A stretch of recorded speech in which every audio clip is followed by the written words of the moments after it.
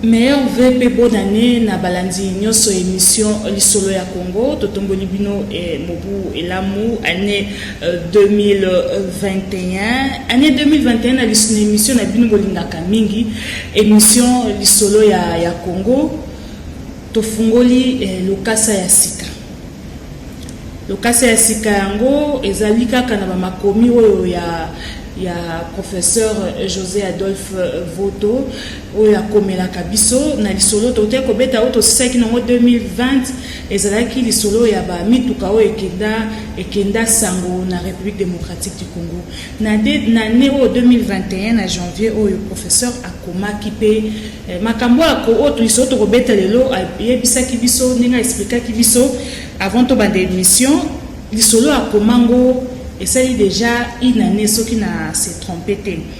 À combien qui je pense bien, ils allaient en mémoire, il y a Etienne Tshisekedi ou Amulumba. Il y a un des solo, le cas de Fungoli, na l'année 2021, ils allaient na tout ça, nango 6 séries à émission, ce qui n'a zobungate.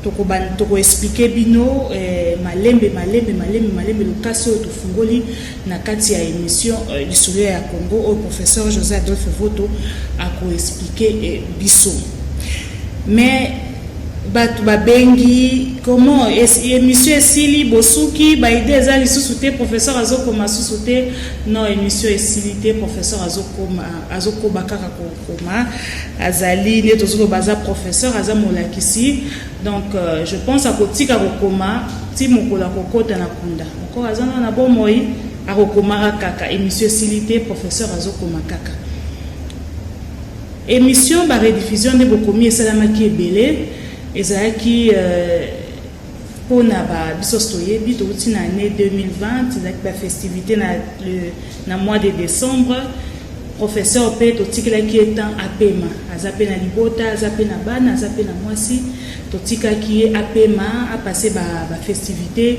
elongo pe na libota na biso pe koto na équipe technique biso pe to pema to baki janvier to bandi émission lisolo tozonge to bandite tozongeli émission na biso lisolo ya Congo émission lisolo ya Congo esilité ezali kokoba parce que professeur azapeka kokoba na kokoma ba masolo ya République démocratique du Congo lelo to kobeta lisolo o to fungoli série na kati émission oyo héritage d'Etienne Tshisekedi wa Mulumba professeur alobiango mingi héritage ya Chichi. Avant la côte, na maman a dit Cambo, na présenté Binonano, ou à Komanae. À ce se représenté, t'es invité na biso permanent, Ezaka Kao biso Stoyebi, José Adolphe Voto Azali, professeur, puis Moubandi Sango, Mbote Ming professeur. Mbote, maman Laetitia.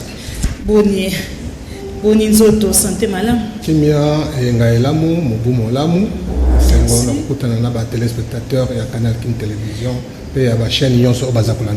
Merci beaucoup. On a expliqué émission va rediffuser les cas qui est belé.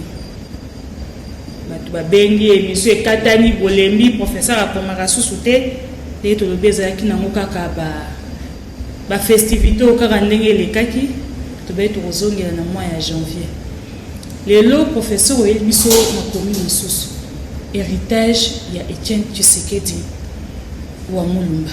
Héritage Etienne Tshisekedi wa Mulumba na ngi umoko o énumérer biso expliquer biso héritage wana Etienne Tshisekedi wa Mulumba ezanini eza biloko ne ya famille bilamba biloko atikeli biso tozo comprendre ma commune comité héritage Etienne Tshisekedi wa Mulumba héritage na nini na domaine nini bon Etienne Tshisekedi wa Mulumba aza personnage munene ya histoire ya mboka na biso aza personnage moko wa azali à vivre na ndenge na même ce cas comme président de la République mais a marqué histoire la Congo na ndenge moko ya makasi alors article oyo tozobeta masolo lelo to komaki yango année passée à l'occasion ya enterrement na ye akufaki avant metant bayaki na pona okunda ye yango to komaki article wana pona ko rappeler héritage ni oyo Etienne Tshisekedi na musala nyonso ya politique oyo ya sali héritage ni oyo atikeli ba congolais oyo atikeli libota na epé libota politique na libota biologique. Donc ça héritage ya nyonso. Ya nyonso globalement, globalement. Tozongeli lisolo na lelo parce que héritage ya Etienne Tshisekedi est encore d'actualité. C'est d'actualité au moni mikolo na politique mikolo toza depuis novembre décembre ndenge tokota na janvier awa masolo ekomika union sacrée de la nation, union sacrée de la république kombo asika mais pona ba congolais oyo bayebi histoire ya Etienne Tshisekedi kombo wana ya union sacrée eza ya lelo te eza moko ya ba héritage oyo Tshisekedi na baninga na ye batiki. Donc union sacrée de la nation, union sacrée de la nation, mais comme on a union sacrée na politique à Congo et bandi les lotés. Donc inspiration oyo mokonzi mboka azui na assure que azui yango na ndenge kombo ya union sacrée et sala makambo na mboka oyo na tango ya Etienne Tshisekedi pe na baninga na ya opposition. C'est vrai vidéo moko interview moko Vital Kamerhe après ça qui na Top Congo a évoqué que l'union sacrée, a réfléchi à haute voix, à l'objet de Kanisse, Sengeto Sangisaba Namboka dans une sorte d'union sacrée, mais il y a seulement que l'union sacrée, comme il y a une union sacrée, la politique à Congo, et quota, na tango Etienne Tshisekedi, tango azalaki chef de file à opposition, na bato nyonso o bazalakana ki pembe na ye période où il y a conférence nationale pour na kolukate basangana basimba na maboko pe salai que abima premier ministre à l'époque na katia union sacrée wana bato nyonso bayaki o bandimaki makambo ya bandimaki idéal ya opposition idéal ya changement bayako tia maboko na opposition radicale pour que Etienne Tshisekedi azala élu premier ministre na conférence nationale souveraine. Union sacrée il y a Etienne Tshisekedi de Mulumba wana c'est la mec en tant que opposant. Ouais. C'est quoi l'union sacrée où Yazali, président de la République, a zobengandé Batouba, fédéré tout autour, il y a Yémoutou. Non, eza presque ndenge moko. Idée eza nini? Idée, au moins scène politique ezalaka na ba parti politique, pe na ba courant politique. Ba parti politique ba cause les belé, pe courant politique que ba oyo baza opposition, ba oyo baza ya majorité. Esprit ya union sacrée eza que bateau basepeli basangana au-delà il y a parti na bango au-delà il y a clivage na bango au-delà il y a courant na bango basepeli basangana pona bitumba pona idéal moko batikana no onga na za parti onga na za opposition onga na za boy tout ça. Alors à l'époque pona na zonga basi moke pona ko expliquer union sacrée o ya Etienne Tshisekedi. À l'époque, il y a que Tshisekedi aza opposant. Il y a opposant radical. Hein? Radical. Alors, Tshisekedi a évolué, il y a un jeune docteur Alain François, François le parisien. Maintenant, on a comme un mokolo, c'est comme si on radical, radical. Alors, opposition à radical, wana, ezaki autour naie Etienne Tshisekedi, parce que nous avons incarné Kiango. Tokozong là on a détail na peut-être ba émission mosusu, le soleil bandaki na ba 13 parlementaires. Oyo ba boyela ki Mobutu makambo, ba komel Mobutu, ba lui makambo ndenge zo mboka eza yango te. Il faut démocratiser mboka, biso tokosa la partie mosusu UDPS ezaka impérial yango mon côté. Alors, IDPS et Botamaki, même ceux qui gouvernement Ndimaki, parti on a été même Bango Moko, Bandimaki, bah ça la parti wana. Bah quel ango depuis 82 ti Mokolo Mobutu arrive au Lemba pe Andimi sur que bah parti est fonctionné. Donc avant que Mobutu Andima bon bah Mindimi Samaki déjà. Babanaki parti na Bango, Babanaki opposition depuis 15 février 1982, bah premier Mobutu. On demande du matin, biso, tozali, bon, informé, bandi ko sa ba réunion na bango, bandi même ceux qui police armée ezako pekisa bango, bazako beta bango ba fimbo, bazako tsako ba maya moto, mais na ba s'imposaki pour partir na bango et fanda. Et puis ba te belé au fil de temps, ba adhéra qui na parti na passé politique en bout de ndo ko m'appelle na ba limite et puis bango va commencer à incarner changement. Alors, jusqu'à ce que Mobutu, le 24 avril 90, je crois 90, 89, 90, a libéralisé la partie fonction de la partie politique. Professeur Nakassot Nokolinga, o expliquer bisongo penda lo lenge yokomaki. Toye basiko ozobete so isolo tozana héritage nini. Tozana héritage à union sacrée. Union sacrée. À union sacrée. Alors, donc pour nous comprendre l'union sacrée à Etienne Tshisekedi, à Liboso, il sort union sacrée de l'opposition radicale. Il sort union sacrée de l'opposition radicale. Parce qu'en 90, tant que le parti est belé, tant que autorisé, na bato alaki na posa que ça la partie na bato alaki na bando banga bango tout ça la partie na bango mais et tu sais que na bato na UDPS balobi biso toza opposition radicale parce que et ça moi je me maintenant Mobutu c'est mera ta Kabila donc tant Mobutu a libéralisé il y a quoi bandi ko fabriquer ba parti na moi na parti ya FCC ba AAA ba BDD ba CCC Mobutu peut à cela que la partie d'ailleurs belé à Tidjano est dans l'opposition pour contrôler la situation. Mais tu sais que Dina Batuna il y a qui wana balobi bon bah wana baza on va partir mais tu dis que baza va partir à Mobutu. Biso toza opposition radicale. Radicale c'est-à-dire que biso to traiter la Mobutu té. To traiter la Mobutu té. Alors sikoyo ba sikoyo opposition c'est comme na courant mi balé.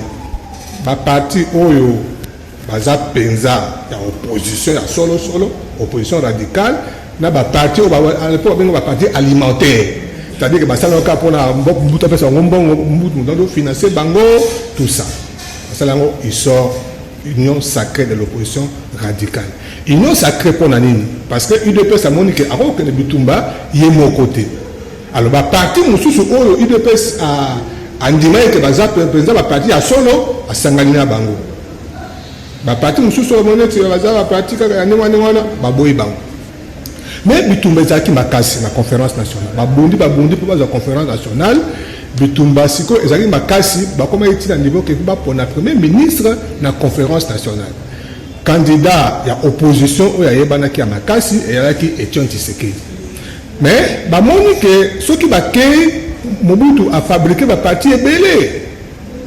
A dit que tu as une conférence, a fabriqué ma partie belé pour ma partie, mais tu vas aller belé dans la conférence pour t'avoir ça la vote. Opposition est quoi? Alors, opposition, bandima qui va fungola, courant na bango, va allier Moussou ba kota. Va allier Moussou Zalaki ba parti Moussou, mais mingi pe société civile.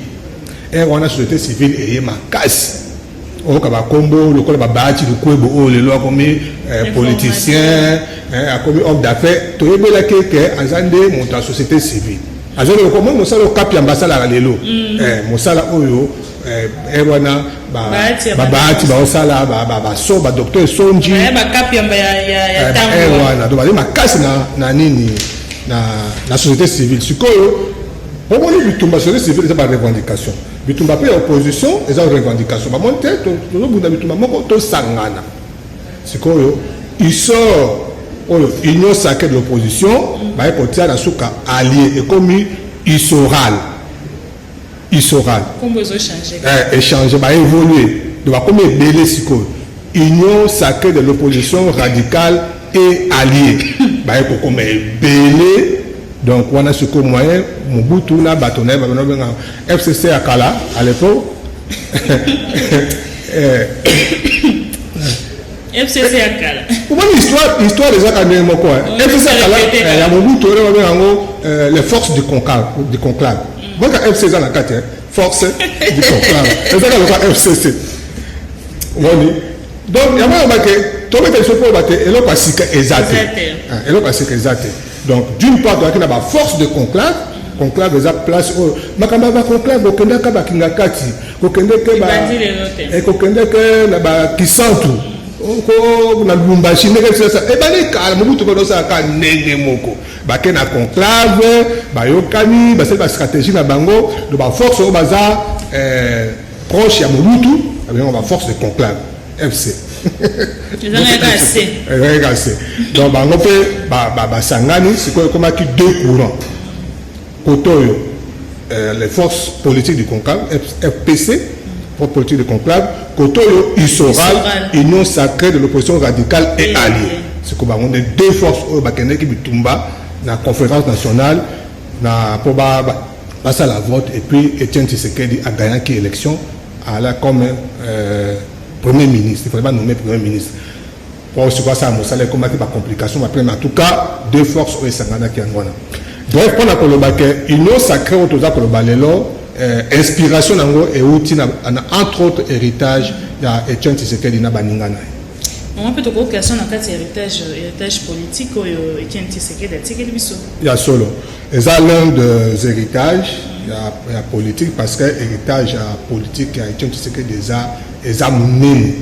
Tant on tobeti le solo héritage ya Etienne Tshisekedi parlementaire le belibana légitime le bano babunga autant que makambo ebele na kati wana héritage. Alors, héritage wana ya Etienne Tshisekedi to classifier kango na catégorie belé. Héritage à Liboso, tu as un héritage idéologique. Héritage idéologique, c'est-à-dire mécanicien, il y a Etienne Tshisekedi. Quand on a dit Tshisekedi, côté idéologie, au-delà, il y a UDPS. Et ça, il y a UDPS. Etienne Tshisekedi a influencé la politique dans le Congo, Makasi. Aza, au moins, bato aminé na politique na biso bazali robeta masola politique na Congo teza robeta masola Lumumba ya Kasavubu ya Mobutu ya Etienne Tshisekedi ainsi de suite pas musée wana alors yé pe asala ki tango belé dans opposition a influencé qui mentalité surtout à ba jeune ba nga osa politique a influencé bango makasi alors quand on a tombé ko aborder idéologie ya Tshisekedi Etienne Tshisekedi ezalaki nini et ndenge eza kolandisa matile c'est l'héritage idéologique sozo ka ba mot ba slogan na ba mot clé net yo état de droit so mikolo ka état de droit eza Etienne Tshisekedi oui eza une pesa le loté eza ba acteur de pesa le loté tant ozo ka peuple d'abord le peuple d'abord eza makambo Tshisekedi atike la biso donc na ba biso parce que on est sur makambo ya UDPS eza ba idée o Etienne Tshisekedi atike la ba congolais héritage musu to évoquer que ça héritage symbolique c'est-à-dire que na bitumba na ya politique surtout la communication politique parce que politique exemple ça la communication d'abord ko sa politique ça ko ba communiquer ça ba ko lobaté to ko tal ça ba idée na yote c'est que data makasi côté wana ayeba ki ko résumer ba pensée na ye na ba symbole pe na ba phrase à mikuse to ba solo que c'est que devant le bazai ko loba mingi te na ba konza Congo ba to loba bazali ba to ba musée so musée zo loba français o que lui mais français ça Mobutu grand discours même Lumumba tako moi tonalité a quitté la wana mais azako loba mais tu sais que dans le loba mingité mais abano loba poussé mais makambo belé alors ben ko résumer penser na d'abord net ba phrase comme peuple d'abord l'état de droit ainsi de suite mais na ba symbole de donc la munyere na et comme tout un symbole de communication to ko lobelango en détail net Sokatié Victoire Boé, il y a toute une communication et donc éthique là il y a mon président vraiment donc à communiquer donc ils ont héritage il y a Etienne Tshisekedi même vestimentaire na bilamba na ninga kolata il était très modeste comme opposant soko eza rare même ceux qui aiment tout avec la carte opposition à lutter pour la cravate à lutter pour la costume pour la changer tenir il y a Bakos donc il y a parmi les leaders qui Bakos c'était une photo là ta cravate mais tant on peut cravate côté Panzani abandonne ta gosso milité à comment il a tenu na safari et très modeste.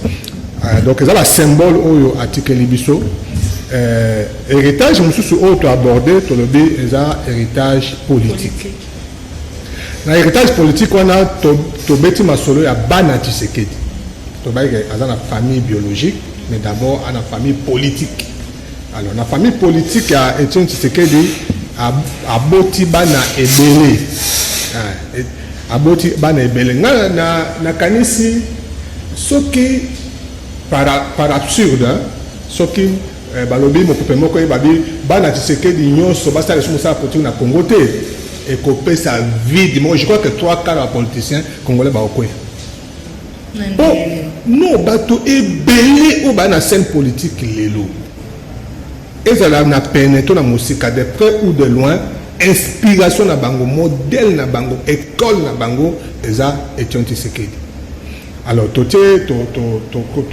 classer comme la catégorie belle to beti masolo ya les enfants légitimes bana ya ndako bana o Tshisekedi yemo kwa boti bango politiquement to beta masolo na bango to beta ki masolo ya les enfants égarés, c'est-à-dire bana o balaki bana ndako mais bakei égaré entre guillemets ils ont un mot péjoratif égaré, c'est-à-dire que Tshisekedi azalaki na ligne de conduite na ya opposition radicale bana ebele bayaki batamboli na ye boti mais air moko boye ba 15 ans na bango bana wana pe basé ebele na politique ya Congo to beta masolo na bango. Et puis les enfants illégitimes.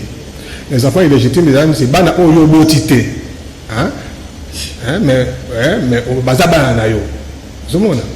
Bazaba na yo. Donc ça na bana. C'est bana bon. Bazaba belé. Ça na. Oui, tant que démocratie est bandit. D'abord de toutes les façons déjà na presse parlementaire. Au fur et à mesure que bazo avancer tu sais que l'un des 13 parlementaires, il y a créé UDPS qui est mon côté. Tu as dit que leader est mon côté, il est belé. Mais au fur et à mesure, il y a Kende, Mine, Bimaki, Bimsa Moutou, Baki 13. Mine, Monana qui pensa, Bangonde, Bakumsuko, leader parmi les 13.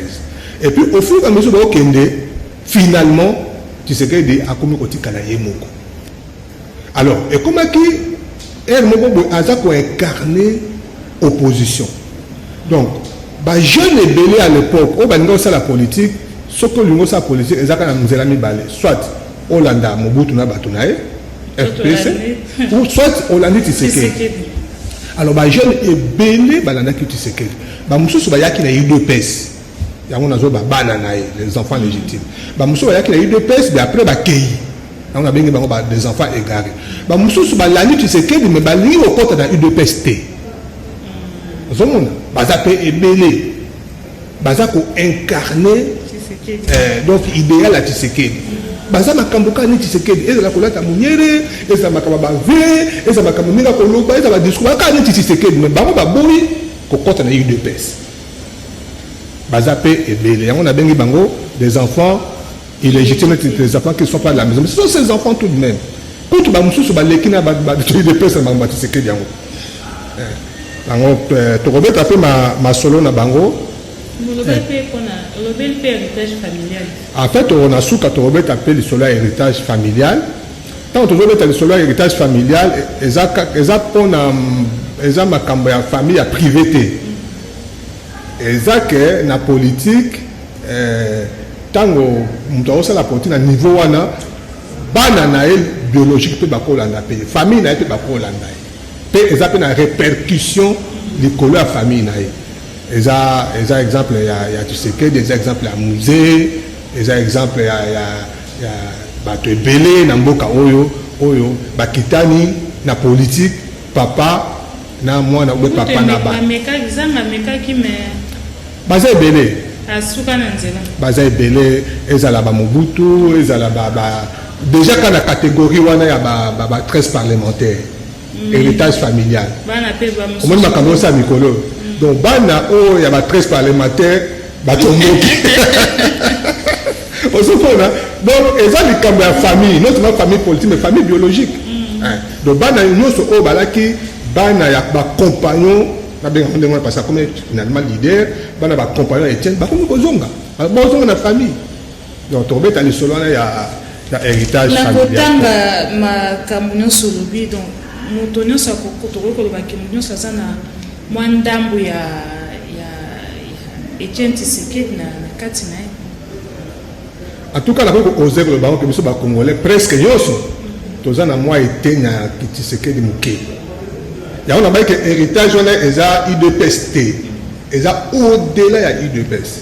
Et ça bato mususu ba Congolais mususu ba fana ba na musika. Musuku to bazai kundu bato Mobutu, bato mususu ba bato Kabila. Mais na musika azo s'inspirer na Etienne Tshisekedi. Vous monde. Ce que de l'article là monsieur le Komoko et le quoi liboso article monsieur ça que capacité à koloba non. Donc ça dit ce que makamboza on d'accord te koloba non. On dit que to koli na temps Mobutu c'était un demi-dieu.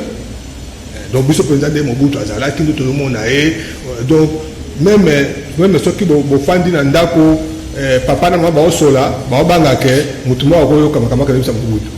Donc bato no ko Mobutu na sécurité na ina armée na do bato no ko banga aimé Tshisekedi tout ça, Mobutu azo bangate. Donc, comment tu peux le bas? Donc, et ça, c'est parce que tu m'as cassé, tu m'as coupé si quoi, comme maman, comment, va le bâti, jusqu'à ce que tu vas courir, va Nicolo. Donc, on a connu quoi, à solo to reconnaître. Donc, à influencer, même au-delà de la politique. Et c'est comme ma politique était. Donc, Kolandaka, tu sais que dit, la télévision, la radio, n'engaza kobo et ma caméra n'engaza koloba. Et quand elle a tiba étudiant. Tu n'as classe, donc ceux qui bon le bibliothèque, attends, recteur la bibliothèque.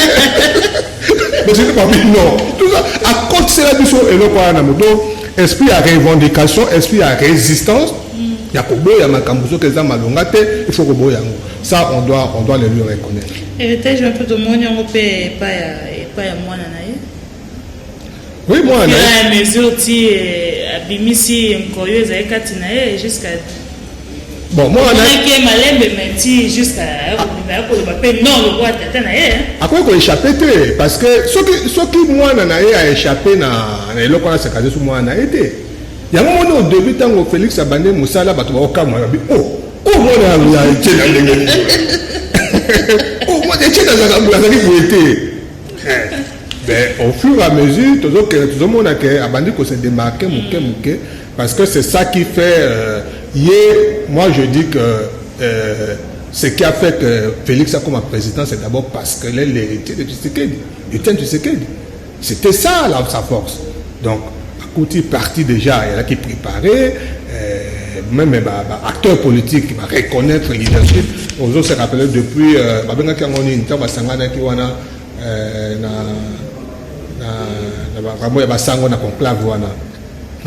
accord à Saint-Sylvestre. Et bien déjà que Etienne Tshisekedi avec l'idée. Tant que c'est azate, monique non bon moi on a eu le col à coli maturité zali assumer la fonction de la partie pourquoi pas voilà donc à quoi que la libanda na schéma wanate. Na quand la monique au komaki héritage familial kasi ko bete so bisolo banda kabilo ko belé mobili penza libanda ya héritage familial au batunyo sokola au kanisa. C'est ça héritage familial. Na mettre le solo ailleurs. Ce qui Joseph Kabila comme président c'est quoi? Parce que ça musée. Ce qui musée là on a Joseph Kabila comme wanate. Ce qui musée comme premier ministre c'est quoi? C'est parce que Gizé Nazala Iwana. Les lots baka ils belé. De père en fils. Tant le bâtiment solo, tant le bana ya ba compagnon ya Etienne bazozonga ba liao bazozonga ba kibasa bazozonga na ebito soki David Ngwake makenda wapi hein bazozonga eza héritage donc eza kola la politique eza ba nzela belé mais bango déjà ba papa na bango ba baliza ba chemin ozomona basé belé na politique na biso peut-être au salé biso musupo pour totanga ba sesanga ba nzanga basé belé hein ba mwando Christian mwando nous sommes eza héritage familial papa asala mosala atoka tant au moins azoya akuti nzela eza balisé akela koti na nzela wa na koyoka yo ndengo uti koloba je pense que na ndenge ba kitani siko ya bana oyo il y a 13 parlementaires au basu sikoyo relève quoi na bandi na kotala ndenge makambo ezokende ekosimba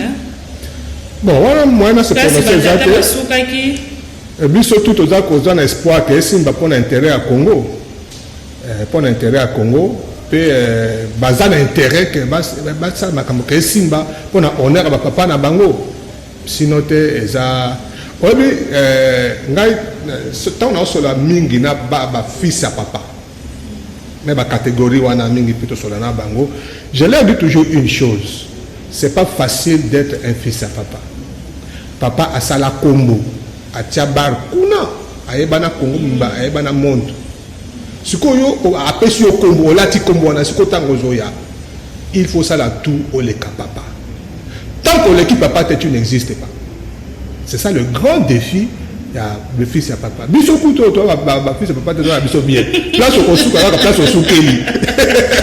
Place au soukeli là ka souki wana. Donc comparaison moyen exacte référence mais yo papa ayebana. Partout ko le ba otala ba poser question. Est-ce que les autres moyen le papa na yo? Est-ce que mambo papa na yo? Donc ba na responsabilité munene vis-à-vis na kombo o balati mais aussi vis-à-vis na Congo et l'autre espoir. Quand il y a présent qui a réussi. Non, c'est trop tôt pour le dire. Mais si la fonction a joué, c'est l'équipe tata. Pour comparer la fonction T. Non, on dit que Etienne Tshisekedi a comme président. Moi, je dis que Etienne Tshisekedi a comme président Belé. Avec le président Belé. Tant que tu as tant que tu comme peut-être en 2030, peut-être en 2050, donc il y a valeur, il y a Moutou à sa histoire. Nani oyo kombo ekotika Etienne akufi me kombo etikali mais il faut ce que bango pe bana basa que tango bakoleka kombo etikali na nenga bien merci beaucoup professeur Nabandi pour na lelo tosuki na mbawa merci je pense pour ceux ali koya pour ko bana ko développer biso chaque point oyo tiko énumérer lelo dengna lobaki o isaki biso émission za na 6 séries. Série à 6 émissions. 6 émissions plutôt. Série à 6 émissions. Oh, il y a le cas sango kombo héritage ya Etienne Tshisekedi. Na kati héritage ya Etienne Tshisekedi to yoka na malamu. Na kati ya titre wana héritage ya Chichi eza na émission 6. Oyo tokosala na professeur. Lelo ezakaka afungoli émission a énuméré biso makambo belé oyo na kati ya tout au long ya développement ya l'émission wana à chaque point avant de développer pour te comprendre réellement héritage ya oyo biso nyonso tobengaki affectueusement ya Chichi. Donc c'est Etienne Tshisekedi Wamu Olumba. Merci beaucoup professeur. Merci na équipe technique na bandi tokutani poso ezali koya soki nzambe asongite kimia nkolo mobeta na au revoir.